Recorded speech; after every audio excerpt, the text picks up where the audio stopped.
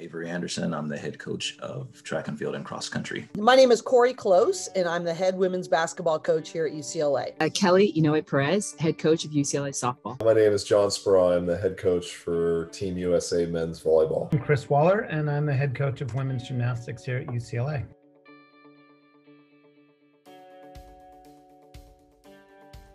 Yes, I mean, there's so many great Bruins to celebrate, as well as we had to put the Olympics off for a year. So I'm really hoping that, they can slow down the positive cases in the village and we can actually have an Olympics. It is so amazing that they're having an Olympics with no fans, but just still thrilled to have this incredible event taking place and excited to cheer on our Bruins. It's been a long time waiting to be able to get softball back in the Olympics. So we are thrilled to be able to have Bruins representing, and the ultimate honor is to wear that red, white, and blue. But to have 4 Bruins on the team makes it even more exciting for all of us back at home. In my time being around UCLA athletics, which is over 30 years now, it's been, my understanding that UCLA does the Olympics and does it big in all sports. We actually have in our Hall of Fame, that we could be our own country with the amount of Bruins that have not only participated, but have won medals. When we talk about UCLA athletics, it's not just about our sport that we coach, but it's all sports. And we take a lot of pride in the success of all of our sports collegiately and Olympic-wise, being able to continue to be the best in the world. I mean, we're a big part of producing champions. Champions are made at UCLA, and where our hopes is always to be able to see them on that Olympic stage. I don't know if I can go back as far on specifics. I know there's been a lot of Bruins that have competed in the Olympic Games. I know we have a long and illustrious history, a lot of gold medals, a lot of athletes, more than a lot of countries by themselves. So I know it's a long tradition that we're a part of here and trying to represent. I know there's been many of them. I think it's well over 400 Bruins that have competed in the Olympics at this point. And it's pretty incredible the impact that Bruins have had over the past however many decades, 4 or 5 decades. I mean, my coach here at UCLA, he was in the Olympics in 1968. And then my next coach, he was in the Olympics in '72, and so now they weren't Bruins, but they coached here. I feel like Bruins and the Olympics are kind of synonymous with each other. I'm rooting for Melanie Rodney and Shay Anderson, 2 of my own athletes who made their Olympic teams, and those are 2 of the best Bruins to ever do it. Melanie has graduated, Shay still has eligibility left, but both have basically decimated our record books, through this year. We didn't really get to train. We could not come back to campus and train until, January 20th. And that's such a short year for them to be able to go out and, be as dominant as they were through the NCAA collegiate season this year. And then to go on and make their Olympic teams, that's an amazing accomplishment. I'm biased, but it's got to be Naira Fields for the team in Canada for basketball, as well as Inouye-Perez with Nigeria, and now our most recent addition, Angela Dugalic with Serbia. Angela Dugalic is, I'm sure, one of the youngest basketball players in the Olympics, and to be able to make the Serbian team who just won the Eurobasket Cup and and to be a part of that team and then be chosen on this roster, just her growth is incredible. And I just think the Bruin family is going to be really excited to get to know her game, but also who she is as a young woman. And then Inouye-Perez. Inouye-Perez is a mismatch nightmare. She's got incredible spirit.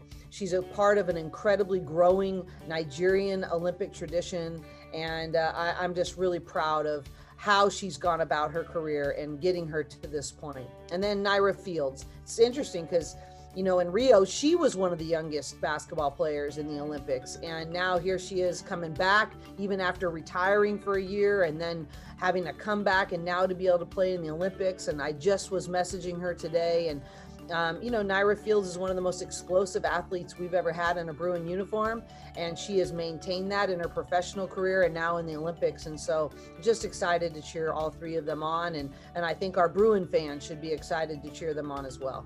Well, I mean, for me, I obviously am going to be biased, for USA softball right now.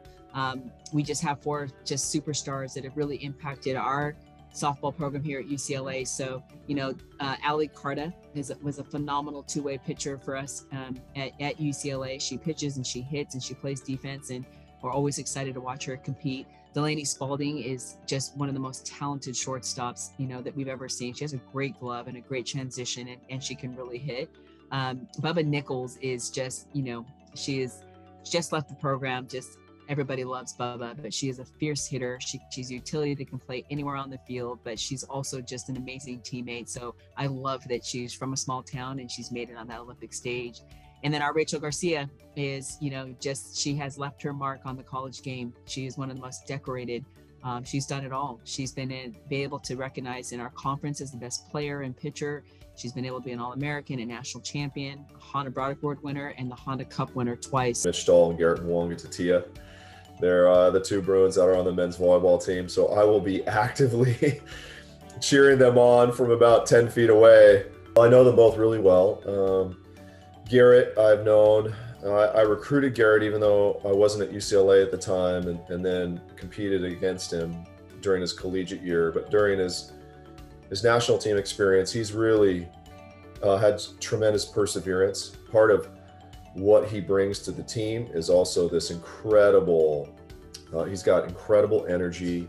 He's become a real leader on this team, and an incredible character individual that represents UCLA for all the values that we all just appreciate so much about our institution.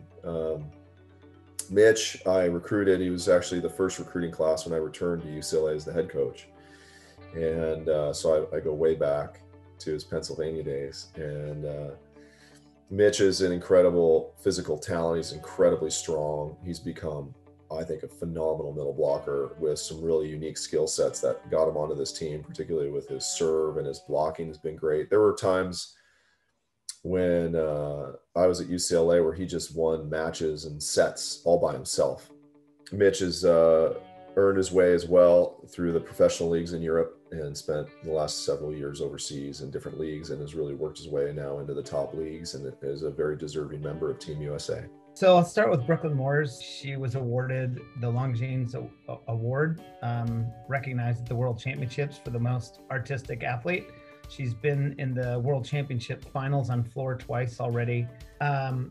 Jordan Childs, she has just such a rich story in terms of how she arrived at the Olympics. Having the encouragement of her club coach in Oregon to move out of his gym to go and train with Simone Biles and other great elite athletes.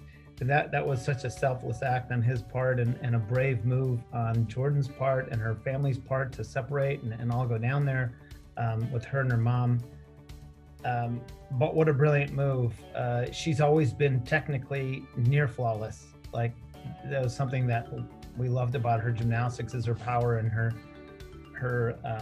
execution is just like textbook. What she really has done in the past 2 years is figure out how to be self-confident.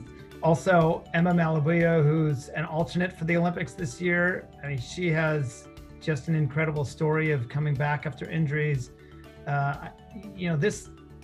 It's just an unlikely story that she would have landed on the Olympic team, given the fact that she hadn't competed in a USA Championships, and I believe it was for a full 4 years. And in a lot of people's minds, she came out of nowhere, but it's just amazing. And one more is Danusha Francis, who graduated from UCLA in 2016. She won a bounce beam NCAA championship back then, and oh my gosh, she's always wanted to be an Olympian. And for her to stick through it at the age of 27 and make her first Olympic team representing Jamaica is a huge achievement. I know that, as a Bruin, I know you're trained, you're ready, you're prepared to compete in your respective sport. You have a heart of a champion because you are a Bruin. And we are so thankful for you. We're so proud of you. We're rooting for you. 4's up, 8 clap from Westwood. And I'm actually right now coaching the U19 World Cup team. And we're trying to prepare to be like you someday as an Olympian. And so just really proud of all the Bruins that have mastered their craft at such a level to have the privilege of competing in this Tokyo Olympics. Go represent the Bruins. It's a huge honor to represent Team USA and certainly to represent all of our Bruin fans back home. Go get them, go get some gold, bring it home to Westwood.